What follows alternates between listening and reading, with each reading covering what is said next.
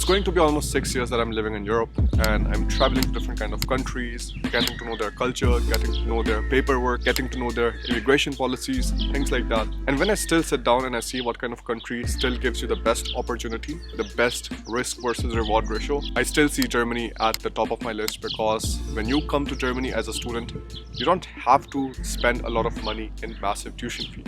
And you still get access to really good universities, and you get access or the opportunity of learning a new language.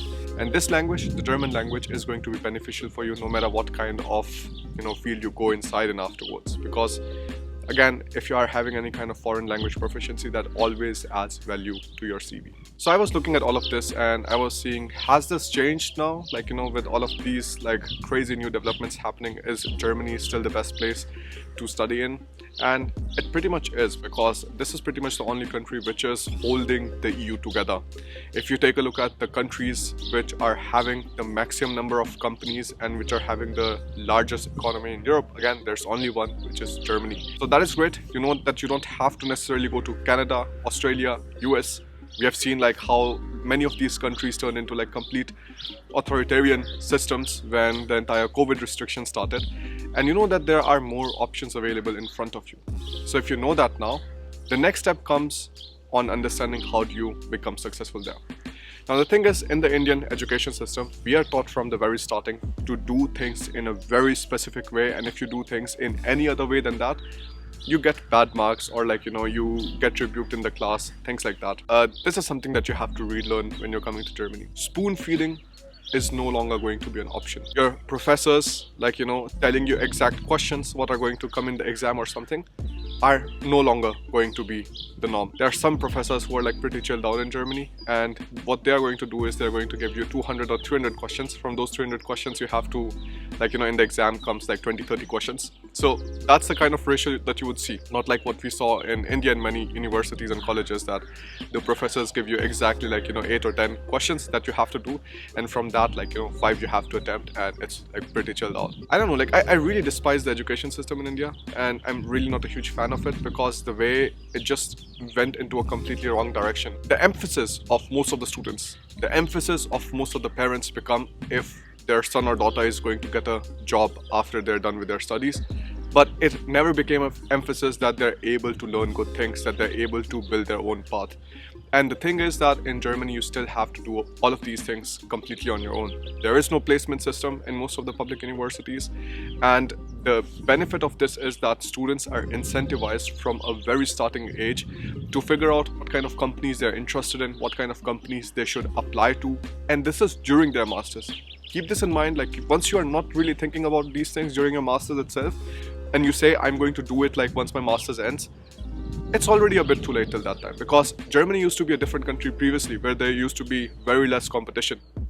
Now you have a lot more competition happening, and a lot more students who are coming to Germany a lot more prepared than previously. And previously I was telling you also hey, this is the right time to come to Germany, don't delay, things like that. I mean, now the competition is already there, so all you can do is you just have to prepare yourself a bit better.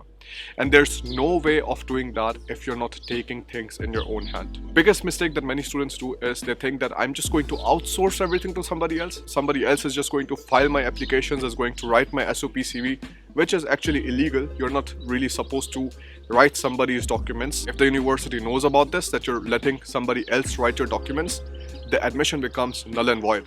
So you have to be very careful about these things, that you still write these documents on your own, and then afterwards, if you need some kind of help and stuff, yes, it's always nice to get help.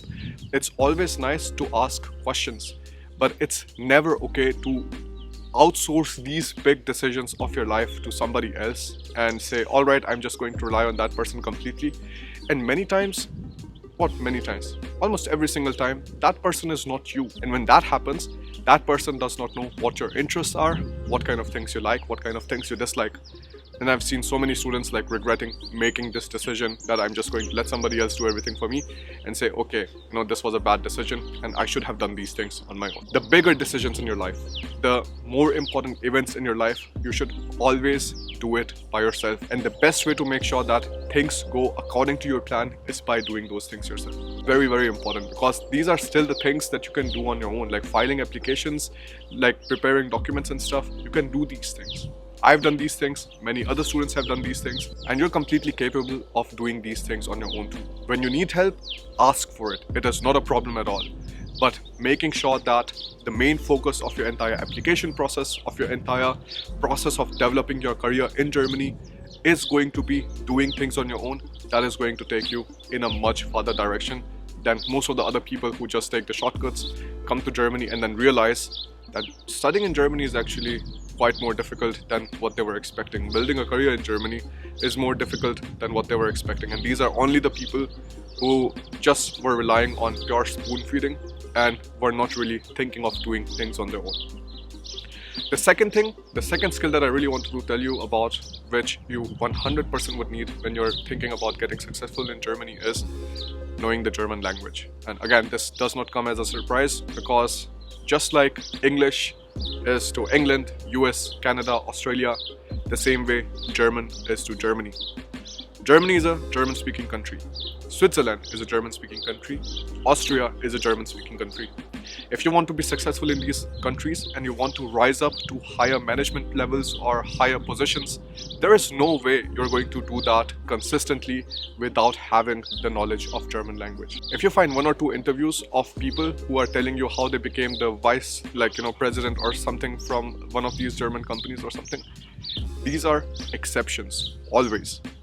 If you have a drive and you're able to add a lot of value to the company, of course, they are going to bring you up further. They are going to give you more responsibilities.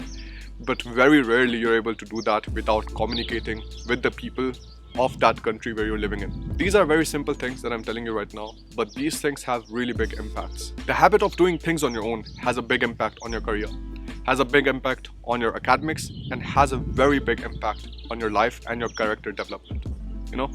That's why you can realize, many people who own different kind of businesses, they have their own companies, or they're in a company and they're at a higher management position and they're responsible for a lot of people. You see that the way they behave, the way they talk to people and deal with people is very, very different than how you would find somebody who is, let's say, just an engineer or just a normal worker, and he never took any responsibility in their life. And I mean, working is still a big responsibility, I would say, if you would compare it to somebody who is absolutely doing nothing in their life and they have taken no responsibility of things, you would see a massive difference of how the character of one person is versus the other. And these things shape you. I was really thinking about it previously, and I was thinking what if I would have never started my own company? If I was still working as an engineer, I would be working under somebody else, and maybe I wouldn't have had the opportunity to take a lot of responsibility. Now I have a lot of responsibility. If I don't do a specific kind of work, my employees will not get paid, the company will not get any kind of money, and these are all really big problems, So I have the responsibility of making sure that the 5 people or 6 people who are working with me are getting their salaries at the end of the month. And this kind of responsibility changes you, because you're fighting for your food, you're fighting for your living. And in the same way, when you take the responsibility of doing things on your own, this is going to completely change you, this is going to shape you, but only for the better, right? Focus on these 2 things, and it is going to make sure that in Germany you don't have a lot of problems in settling down and in building a good career for yourself. And if you have any kind of questions whatsoever, you can always reach me at parat@paratingermany.com, and I'll take a look at the email there. I'll see you in the next video. Bye.